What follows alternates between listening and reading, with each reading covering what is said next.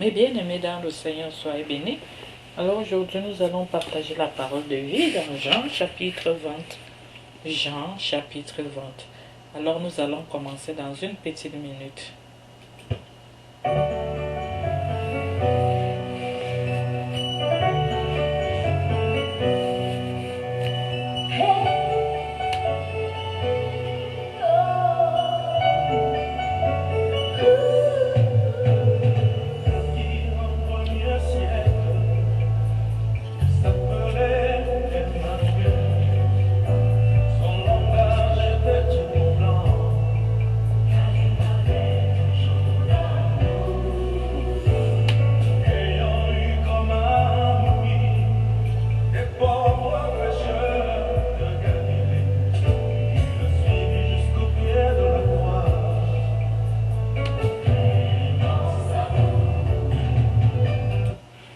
Merci.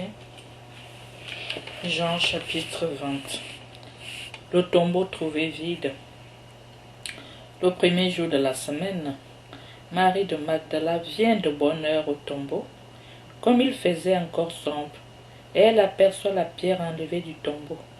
Elle court alors et vient trouver Simon-Pierre, ainsi que l'autre disciple, celui que Jésus aimait. Et elle leur dit, « On a enlevé le Seigneur du tombeau, et nous ne savons pas où on l'a mis. » Pierre sortit donc, ainsi que l'autre disciple, et ils se rendirent au tombeau. Ils couraient tous les deux ensemble. L'autre disciple, plus rapide que Pierre, le devança à la course et arriva le premier au tombeau. Se penchant, il aperçoit les linges gisant à terre. Pourtant, il n'entra pas. Alors arrive aussi Simon-Pierre qui le suivait. Il entra dans le tombeau, et il voit les linges gisant à terre, ainsi que le suaire qui avait recouvert sa tête. Non pas avec les linges, mais roulé à part. Roulé à part dans un endroit. Alors entra aussi l'autre disciple, arrivé le premier au tombeau. Il vit et il crut. En effet, il ne savait pas encore que, d'après l'Écriture, il devait ressusciter d'entre les morts. Les disciples s'en retournèrent alors chez eux. Marie se tenait près du tombeau, au dehors, tout en pleurs. Or, tout en pleurant, elle se pencha vers l'intérieur du tombeau et elle voit deux anges en vêtements blancs, assis là où avait reposé le corps de Jésus, l'un à la tête et l'autre aux pieds. Ceux-ci lui disent, « Femme, pourquoi pleures-tu » Elle leur dit, « Parce qu'on a enlevé mon Seigneur, et je ne sais pas où on l'a mis. » Ayant dit cela, elle se retourna, et elle voit Jésus qui se tenait là, mais elle ne savait pas que c'était Jésus. Jésus lui dit, « Femme, pourquoi pleures-tu?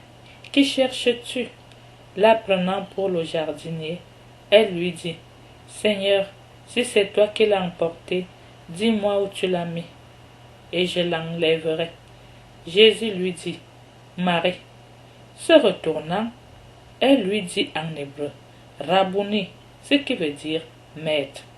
Jésus lui dit, « Ne me touche pas, car je ne suis pas encore monté vers le Père.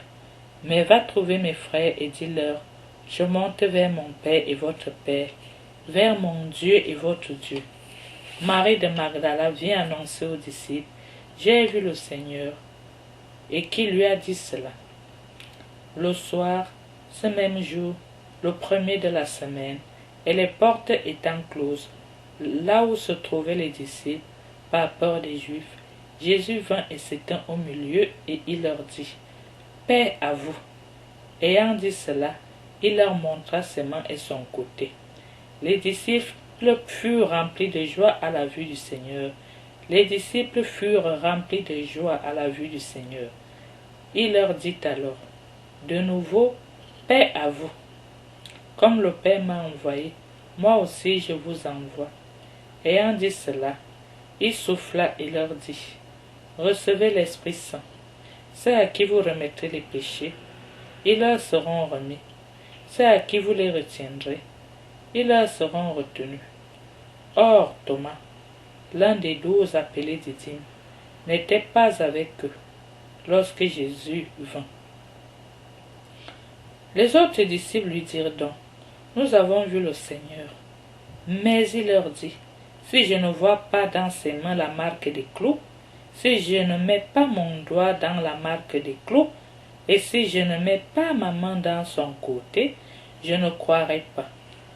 8 jours après, ses disciples étaient de nouveau à l'intérieur et Thomas avec eux. Jésus vient, les portes étant closes, et il s'étend au milieu et dit, paix à vous. Puis il dit à Thomas, porte ton doigt ici. Voici mes mains. Avance ta main et mets-la dans mon côté, et ne sois plus incrédule, mais croyant. Thomas lui répondit, mon Seigneur et mon Dieu. Jésus lui dit, parce que tu me vois, tu crois. Heureux ceux qui n'ont pas vu et qui ont cru. Jésus a fait sous les yeux de ses disciples encore beaucoup d'autres signes qui ne sont pas écrits dans ce livre. Ceux-là ont été mis par écrit pour que vous croyiez que Jésus est le Christ, le Fils de Dieu, et pour qu'en croyant vous ayez la vie en son nom. Mes bien-aimés dans le Seigneur, je vous remercie de tout cœur d'avoir accepté de partager cette parole de vie et d'amour avec nous. Nous nous retrouverons au partage suivant et que Dieu vous bénisse.